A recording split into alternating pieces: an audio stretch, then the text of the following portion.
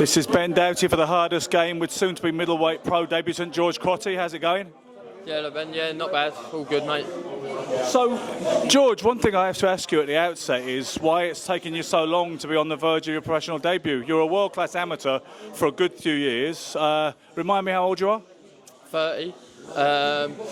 Enjoyed the amateurs. Really wanted to learn everything in the amateurs that I could. Go around the world, travel the world, do it all.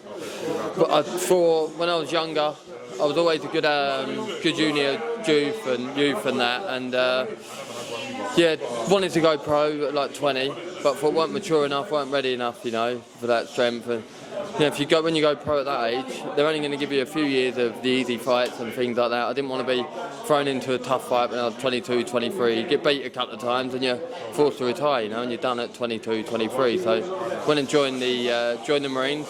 So I was always told, join the Marines or any of the armed forces, they'll let you do your boxing full time, you know, and I knew they would, but not as much as they have let me. They've let me to go do it up with GB for 7 years, so done that, and then I just thought now I'll give it all the time I could with the Olympics, with the Paris Games. Didn't get selected for that one, and I just thought now it's time. I'm mature, ready, strong enough now to go pro now, do it now. I first set eyes on you, it was 2016, and you were sparring Billy Joe Saunders down at Hoddesdon Boxing Club.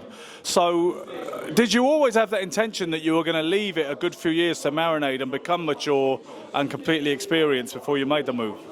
Yeah, I think so, yeah. I'd always, when I got into GB, I was like, right, you've got to do the Olympics, is what you want to do.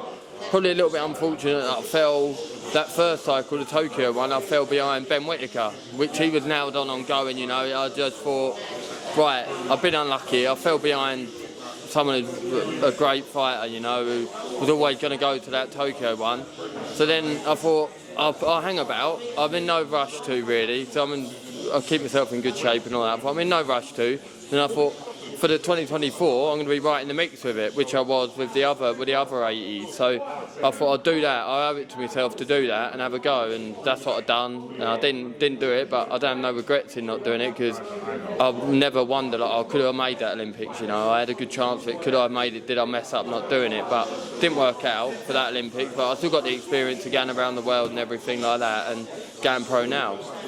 Some world-class amateurs make the mistake possibly of staying amateur too long, and their habits, which are exclusive or useful in the amateur code, perhaps become too ingrained. Tom Stalker, off the top of my head, was somebody that people suggested that was the case. Has that ever been a concern of yours, or do you think it will be an issue with you going forward?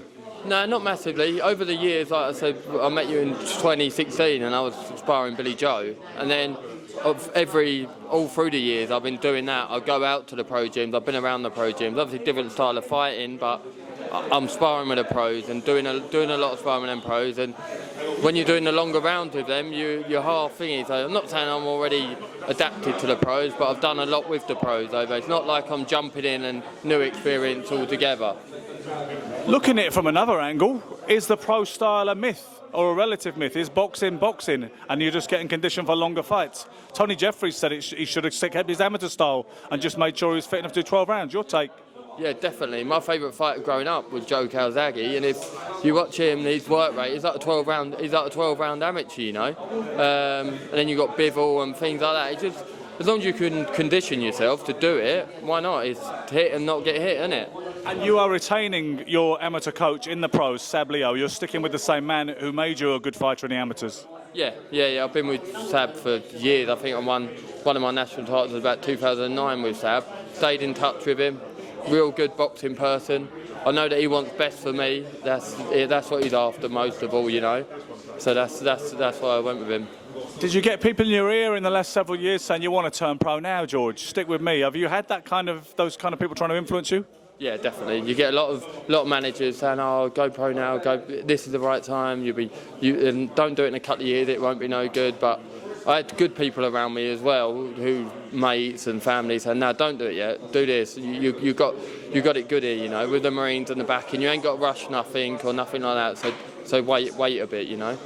How do you feel about the fact that this is an industry, professional boxing is an industry, and it's about marketability, and sometimes it even has sod all to do with quality?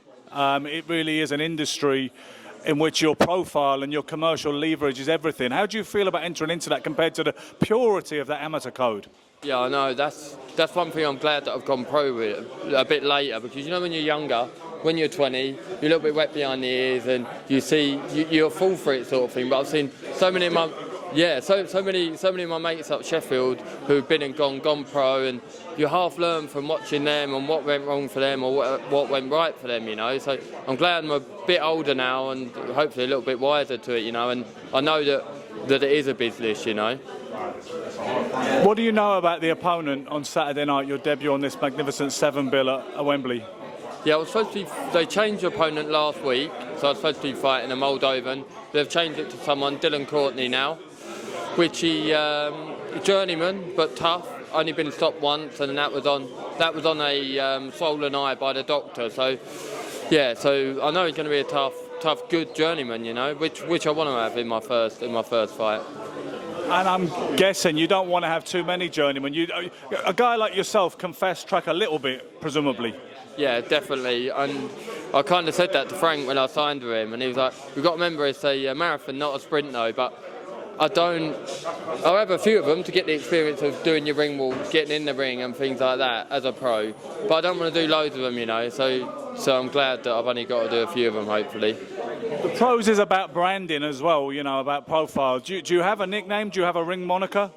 Not yet, no. But I think the branding works well with having the military side of it as well, you know, because there's not many people, active servicemen or women, that are in there. So I think that side of it is going to play on it a little bit, you know. I know the Marines and the Navy, especially the Marines, they're a band of brothers, you know.